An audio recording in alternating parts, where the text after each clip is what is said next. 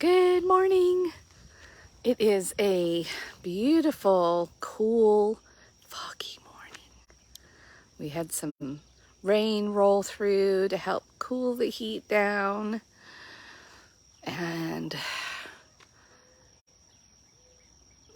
we have a lot of daylight, but no bright sunshine, which we're actually going to be grateful for. I think there could be more storms rolling through soon.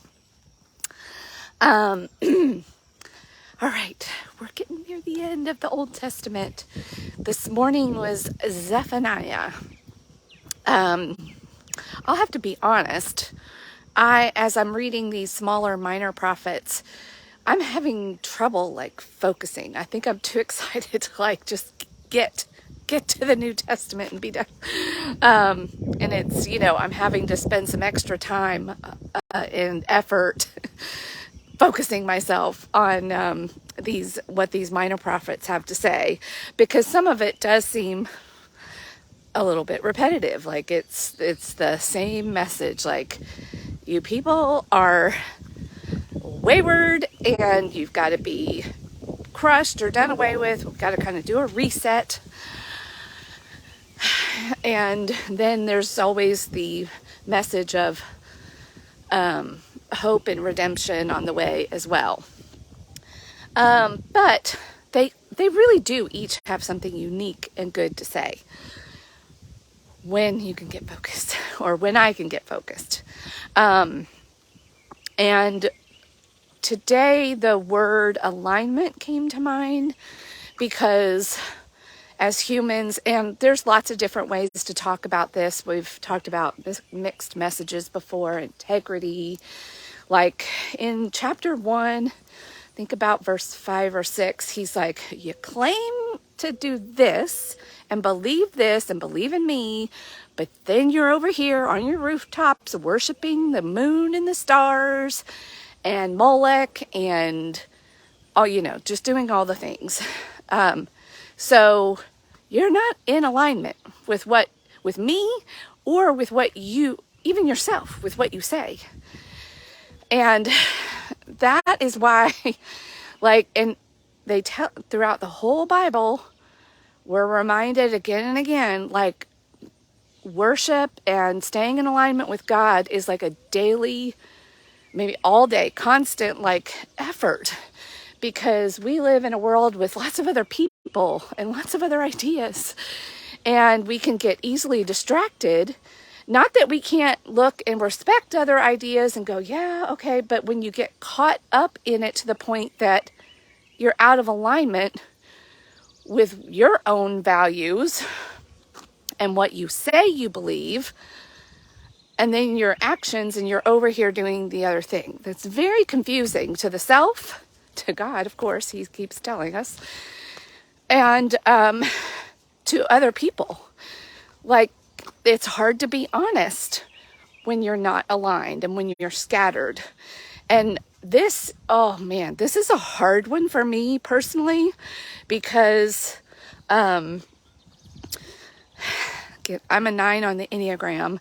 For those of you that don't know about that, I wear this label called the Peacemaker. I am not my number. I'm trying to get out of my number and get over it. But knowing this about myself helps me understand myself so that then I can work on things. But my brain is constantly seeing all the perspectives, all the ideas out there and going, yeah, oh yeah, yeah, yeah.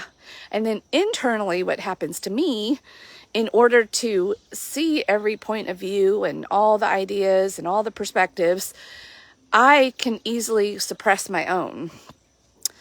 So that it doesn't get in the way, or I even lose touch with what my own opinion is, so I am very vulnerable to this idea of alignment, integrity, sending mixed messages. People don't know sometimes, and even God, I'm sure, is up there going, wait a minute, you're saying this over here. That's how I felt for a long time. You're going to church and you're saying all these things and going to your Bible studies, but then you're over here living this way. And even socializing and doing things over here that are making it look like you really believe this over here, which is not in alignment with this over here. Do y'all do that?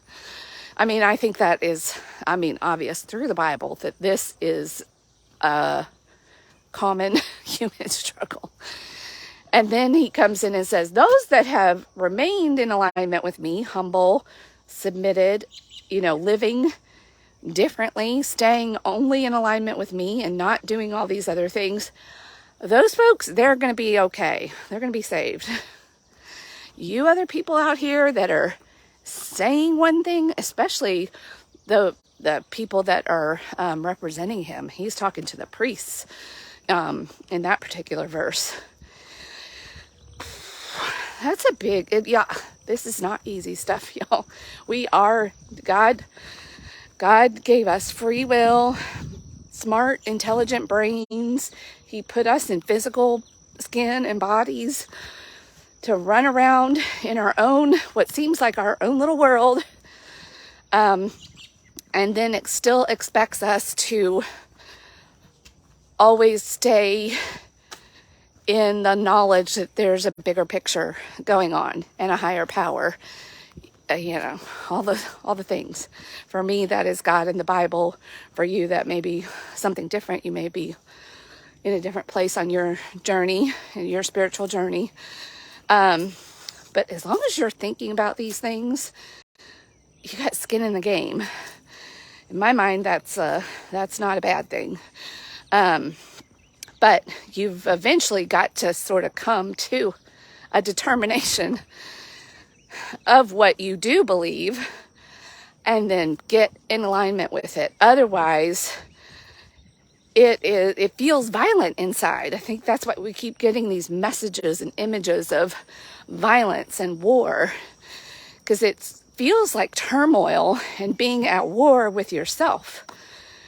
And then we get into really dysfunctional behavior patterns with people, with habits and behaviors. And then that even sinks us further out of alignment and down into a pit where we kind of have a vague, I do think I believe that. But if I start acting that way and I start living in alignment with that, there's a lot of fear there. Like, is that enough?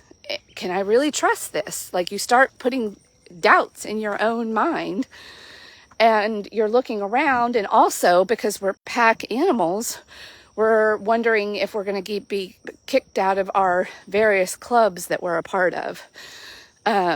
Whether it's family, you believe this way, but your family over here of origin believes another way. You got at work, maybe you're confronted with all kinds of things and values that pull you out of alignment if you let it. And that's where God is like, I am not tolerating this.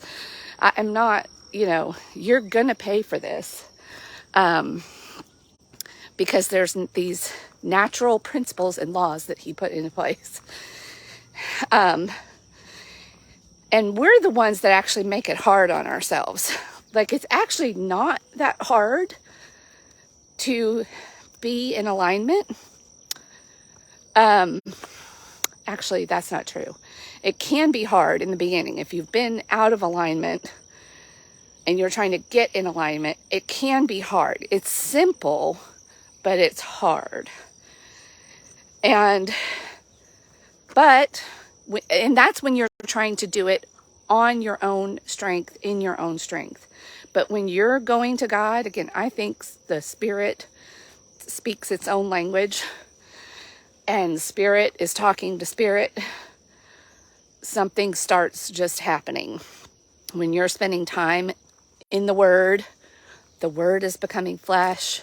Spirit now has new, you're getting a language lesson, Rosetta Stone through the Bible, and your spirit starts getting messages from Spirit, from the Holy Spirit and God, and then your nervous system, and then you're living more in alignment with that, and then your nervous system starts to calm down.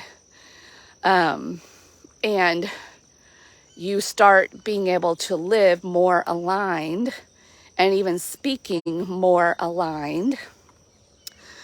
Things get aligned. And then that actually feels really good. Really good.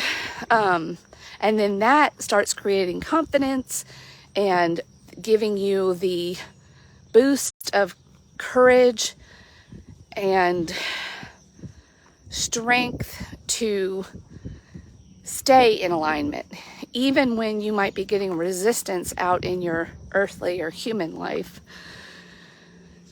And when you really understand, because this process of alignment includes submitting, you stay humble and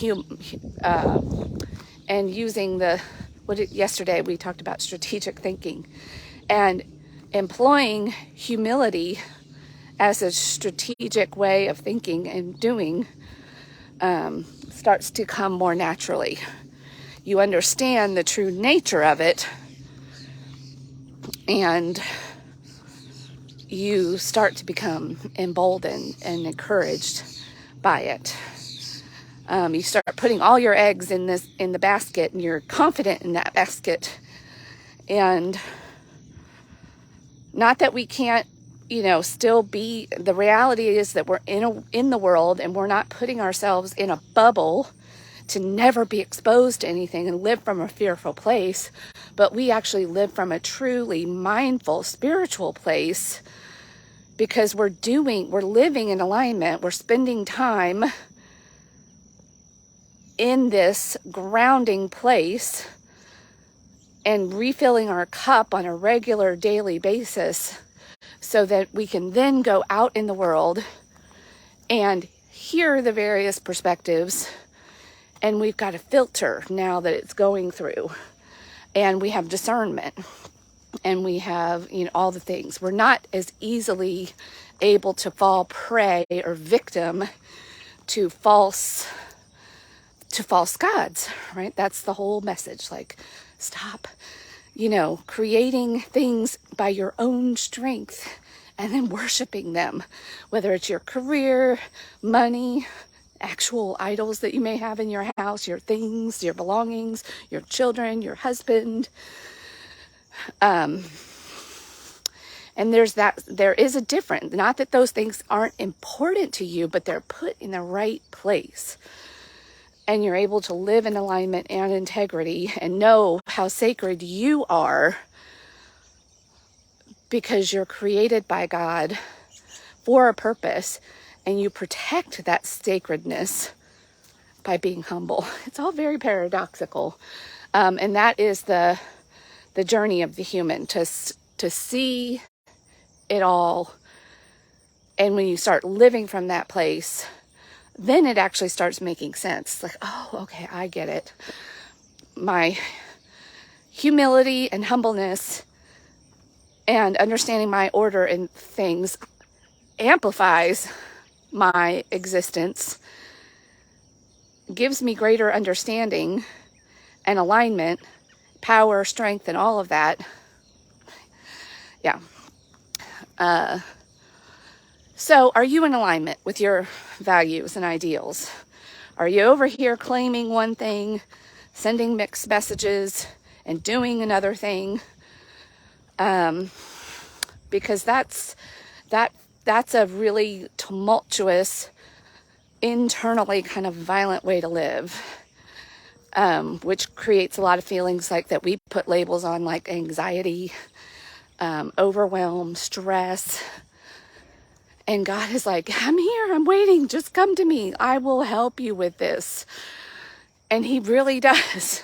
But we can't understand it intellectually. Like, this is a heart journey and a spirit journey. And you've got to settle your mind enough, spend time in the Word, and really meditate on and chew it and digest it and get the nutrients from it, so that your spirit can finally start to feel at peace. Alignment brings peace. There I am. I am all about peace. Peace of mind. I don't want to live in violence with myself anymore. And I can feel when that stuff gets triggered in me. I have like an alarm, like a red flag system now. It's like, oop, got off track, got all caught up in people pleasing and some of my codependent ways again. For you, it may be different behavior patterns. And we all have patterns and ways that we have learned to survive in our worlds, family of origin, all things. But not all of them are gonna, what you here is not gonna get you there. So you've got to be willing to shed and start fresh, and learn some things new, which requires you to do some new things. A lot of us just think we can do it all up here. Sorry, you can't. We are embodied. We are spirits that are embodied, and the whole system has to get on board, not just our minds. And a lot of us don't really understand. We think it's just an intellectual endeavor, and it's not. There's a whole intelligence system that has to be brought on board. All right. I think that's enough for today. Zephaniah was a good one and a hopeful one, and one to help us evaluate our own alignment with, are we walking the talk? Are we walking the walk and not just talking the talk? And that is, it's not always easy to do. All right. Talk to you later. Rise and shine.